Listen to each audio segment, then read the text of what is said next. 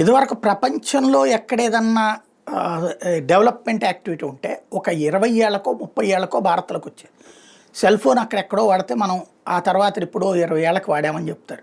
ATM కార్డులు అక్కడెక్కడో 30 ఏళ్ల క్రితం వాడితే మనం 15-20 ఏళ్ల క్రితం వాడామని చెప్తారు. అదే ఇవాళైతే టెక్నాలజీలు వాళ్ళకంటే ఎక్కువగా వాడుతున్నాం. లైక్ యూపీఐ ట్రాన్సాక్షన్స్ అమెరికా కంటే ఎక్కువ ఉన్నాయి. యూరప్ దేశాలన్నిటికంటే కూడా భారతదేశానికి ఎక్కువ ఉంది.